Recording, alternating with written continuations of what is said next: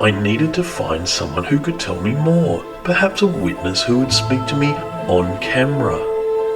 But I couldn't just sit around waiting for one of those to show up, so I also began to set up a range of experiments to determine which foods really do age well. Being scientifically minded, I wanted to have my findings peer-reviewed, so I googled who was doing similar work in related fields and mailed out samples.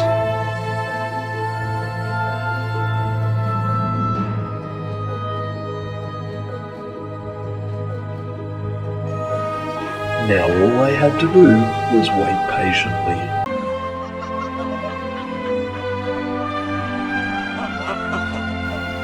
As I sat back doing exactly that for several months, I gradually noticed something strange. Absolutely nothing. The feelers I had put out on internet forums and telegraph poles, soliciting meat industry whistleblowers, or mistle-blowers, had resulted in surprisingly few responses. One gentleman mistakenly thought that I was selling a meat version of a leaf blower, wanting to deal with an industrial chicken wing spill, while another caller simply wanted someone to scream obscenities at. I was out of leads and out of options. But then I received a phone call that would turn my investigation around 720 degrees. It was the manager of a restaurant that I had tried to call earlier, having left quite a long-winded voicemail.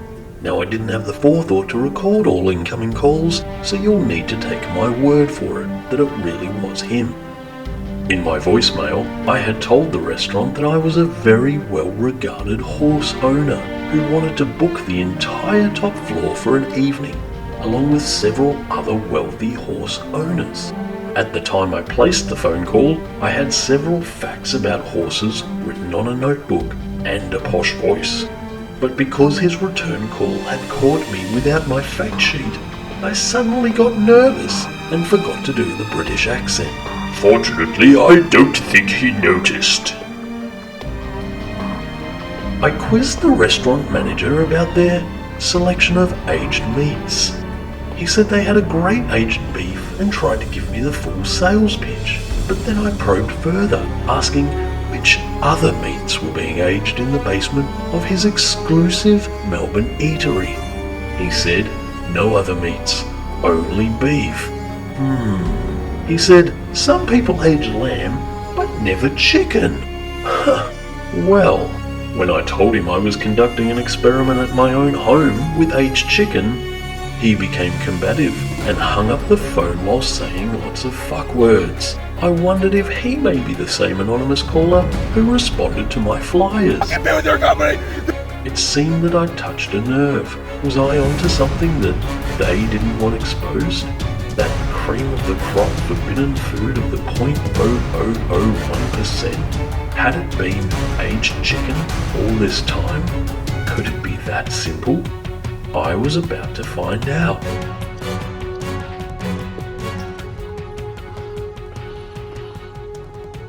Oh, it's a bit gamey, if anything.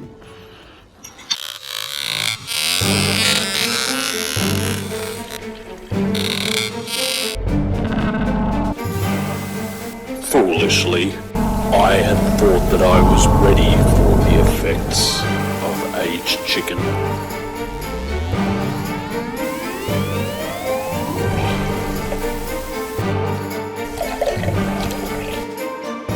With several years' experience at the Sizzler Salad Bar, I assumed my stomach had been naturally hardened to achieve the desired tolerance. Boy, was I wrong.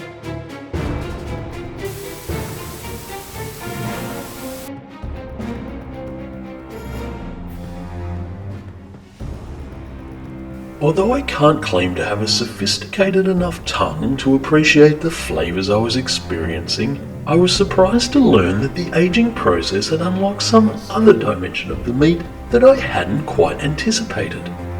I was discovering that aged chicken isn't revered for its flavour so much as the full-blown psychedelic visions which it enables. I was getting all the classic ones from movies, then some visions of Grimace, and even what experienced psychonauts refer to as a case of the mully grubs.